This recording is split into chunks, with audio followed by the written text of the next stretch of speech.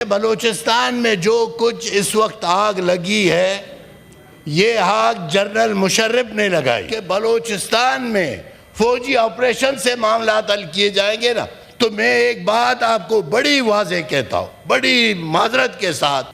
موسیٰ خیل میں جو واقعات ہوئے میں سمجھتا ہوں کہ ان واقعات نے بلوچستان کا جو جمہوری سیاسی چہرہ تھا اور جو انسانیت پسندی امن دوستی کا جو چہرہ تھا اس کو مسخ کر دیا۔ چونکہ اس طرح کے واقعات قابل مذمت ہوتے ہیں اور کسی طور پر بھی قابل قبول نہیں ہوتے، تو ایسے واقعات سے بڑے منفی اثرات پڑتے ہیں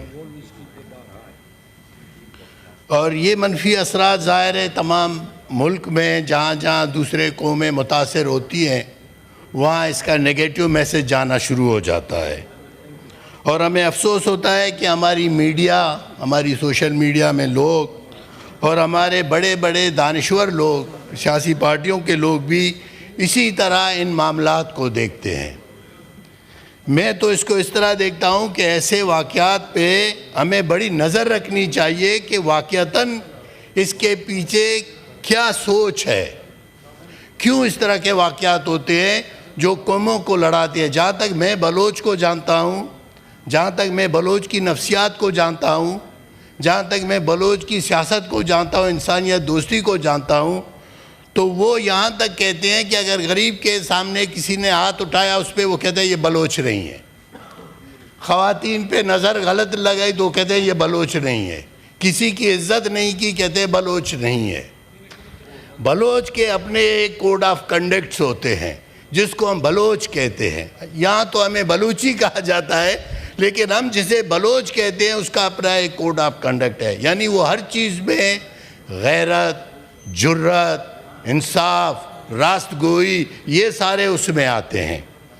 تو میں سمجھتا ہوں کہ یہ جو کچھ ہوا وہ انتہائی قابل نفرت ہے اور اس کی جو ہے تحقیقات ہونی چاہیے کہ یہ کس نے کیا اور یہ کیوں کیا گیا۔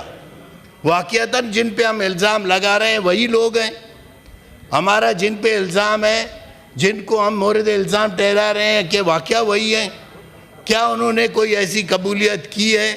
تو ایسا کچھ نظر نہیں آ رہا ہے۔ دیکھیں بلوچستان میں جو کچھ اس وقت آگ لگی ہے یہ آگ جنرل مشرف نے لگائی، بلوچستان میں یہ آگ جنرل مشرف نے لگائی اور وہ آگ اب تک لگی ہوئی ہے اور اس میں لوگ جل رہے ہیں، اس میں بلوچستان کے نوجوان جل رہے ہیں، اس میں بلوچستان کا کاروبار تباہ ہے، اس میں بلوچستان کے عام لوگ جل رہے ہیں، اس میں امن و امان نہیں ہے، وہ سارا صورتحال گمبھیر ہو گیا ہے اور سیاست کو بھی اس نے اپنی نظر کی ہے۔ تو اس صورتحال میں دیکھیے ہماری بڑی واضح اور کلیئر موقف ہے۔ ہم سمجھتے ہیں کہ بلوچستان کا مسئلہ، ہم نہیں سمجھتے ہیں، پاکستان کی تمام پولیٹیکل پارٹیز نے اے پی ایس کے واقعے کے بعد جو ایک ساتھ بیٹھے اسلام آباد میں، جس میں پی ٹی آئی تھا، Muslim League, Peoples Party, Jamiat Ulema Islam, National Party, B N P, ساری پارٹیاں تھی اور آپ کی سیول اور ملٹری جو ہے بیوروکریسی تھی پوری، یعنی پوری پاکستان کی جو طاقت ہے وہ ایک ساتھ تھی اور انہوں نے ایک واضح فیصلہ کیا۔ وہ واضح فیصلہ انہوں نے نیشنل ایکشن پلان کے تحت کیا، وہ کسی عام فیصلہ نہیں تھا۔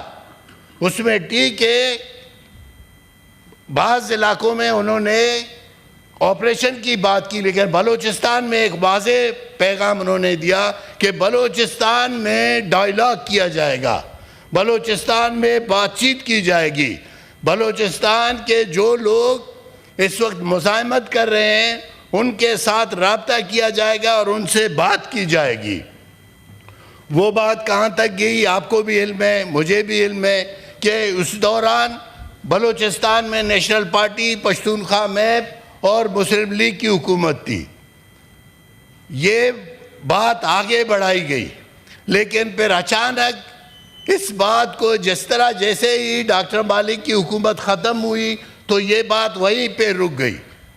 اس کے بعد جو کچھ ہوا، اس کے بعد ایک نئی پالیسی آئی، پھر وہی پرانی پالیسی آئی، بات چیت کا راستہ روکا گیا، اور نہ صرف بات چیت کا راستہ روکا گیا، بلوچستان میں جو پولیٹیکل انجینئرنگ کی گئی اس نے ان معاملات کو اور پیچیدہ بنا دیا. اب تو صورتحال اتنی گمبھیر ہو گئی ہے کہ کوئی بات کرنے کو تیار نہیں ہے. کوئی ہم جو جمہوریت کی بات کرتے ہیں نا، ہم جو جمہوری سیاست کی بات کرتے ہیں، کوئی ہم پر اعتماد کرنے کو تیار نہیں ہے. کوئی ہمارے اداروں کو، ہمارے انتخابی عمل پہ بلوچستان کے نوجوان، بلوچستان کے لوگ اس پہ باور کرنے کو تیار نہیں ہیں. وہ سوچتے ہیں کہ آپ لوگ اتنی نعرہ بازی کرتے ہو، الیکشن ہو جاتا ہے، اس کا نتیجہ کچھ اور ہو جاتا ہے.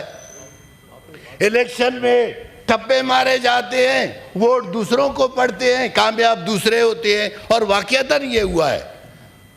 2018 اور 2024 کے انتخابات نے بلوچستان کی صورتحال کو اور زیادہ سنگین بنا دیا ہے، اور زیادہ سنگین بنا دیا ہے. اب ہم پر کوئی اعتماد کرنے کو تیار نہیں ہے.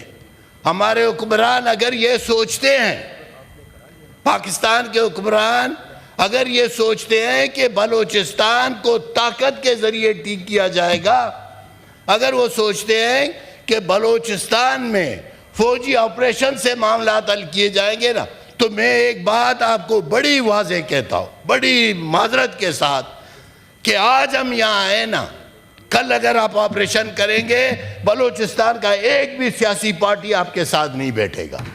ایک بھی سیاسی پارٹی آپ کے ساتھ نہیں بیٹھے گا، کیونکہ یہ غلطیاں تو آپ لوگ کر رہے ہو. بلوچستان کو یہاں تک جو آپ نے پہنچا دیا ہے، تو 18 سال سے تو آپریشن ہو رہا ہے، اور کیا آپریشن کرو گے؟ تو میں سمجھتا ہوں کہ اس پہ بات کو آگے بڑھانے کی ضرورت ہے. اس پہ مذاکراتی عمل ہے. جب ہم بات کرتے ہیں مذاکرات کریں تو ہمیں کہا جاتا ہے کس سے کریں؟ ہم سے کوئی بات کرنے کو تیار نہیں ہے. یہ بات صحیح ہے. آپ سے بات کرنے کو کوئی کیوں تیار نہیں ہے؟ اس لیے تیار نہیں ہے کہ آپ پر اعتماد اٹھ چکا ہے نا.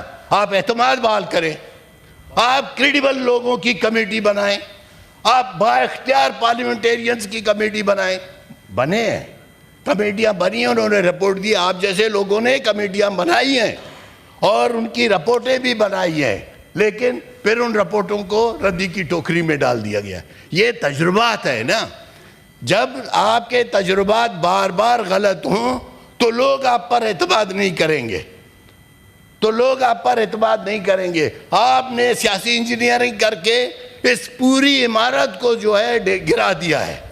لوگ ہم پر اور آپ پر اعتماد نہیں کرتے. اور یہ جو آپریشن کی بات ہے نا، یہ حقیقت میں اس کو دوبارہ کہنا چاہتا ہوں، آپریشن کا سوچے نہیں. اگر آپ سوچتے ہو آپریشن، تو آپ بلوچستان کے تمام جمہوری پارٹیاں اس وقت آپ کے ساتھ بیٹھے نا، ایک بھی آپ کے ساتھ نہیں بیٹھے گا. سب سے پہلے میں ہوں، آپ کے ساتھ نہیں بیٹھے گا. اور یہ میں آپ کو دوسری بات، سر معذرت، ایک منٹ دیں سر، میری ایک مجھے میں دیتا ہوں، میں نقوی صاحب دیتا ہوں. آپ مجھے ایک منٹ اور، میں جمالی صاحب ایک منٹ اور دیں، میں اپنی تجاویز دوں.